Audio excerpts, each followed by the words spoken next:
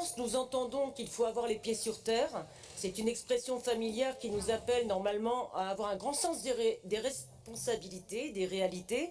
Mais quel sol se trouve sous nos pieds et quelle réalité de ces sols?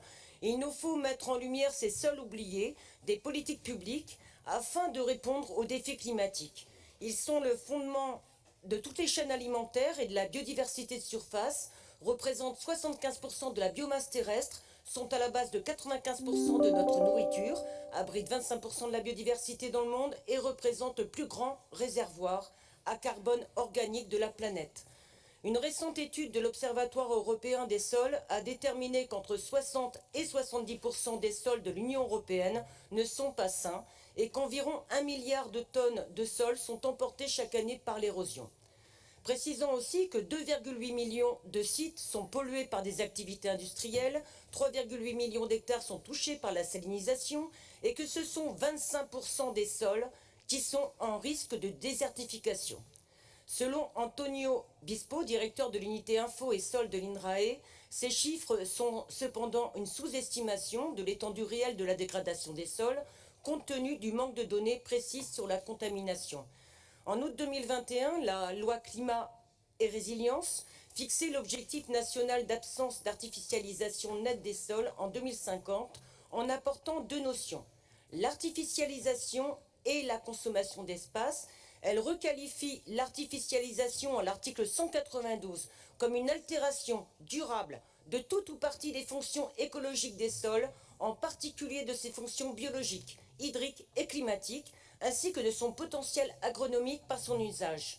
En novembre 2021, la Commission européenne présentait sa stratégie en faveur des sols avec pour objectif des sols européens restaurés, résilients et protégés d'ici 2050.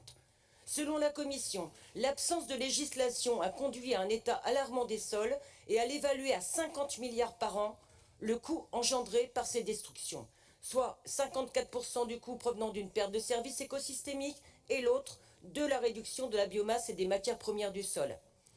Alors je vous pose la question, qu'attendons-nous pour écouter toutes ces voix qui se soulèvent pour préserver la Terre? Qu'attendons-nous pour écouter les experts, toutes et tous unanimes, pour écouter ces experts, ces citoyens qui nous disent préserver des sols riches en humus, préserver la biodiversité pour la productivité des sols, car n'oublions pas que l'une des fonctions essentielles des sols, c'est de donner aux plantes cultivées un environnement physico-chimique et biologique favorable à leur croissance. Étant donné que ces processus de transformation sont dépendants de la température et de la teneur en eau des sols, vous imaginez bien que les dérèglements climatiques risquent d'affecter très fortement le fonctionnement de ces cycles et d'impacter gravement la fertilité des sols agricoles et forestiers. Nous ne pouvons plus ignorer le risque climatique de stérilisation des sols agricoles et forestiers en enterrant à nouveau le sujet. Aujourd'hui, il nous faut sans plus tarder accélérer les transformations écologiques en intégrant la protection, la gestion durable et la renaturation des sols dans toutes les politiques régionales de Nouvelle-Aquitaine. Et j'ai terminé, merci, Monsieur le Président.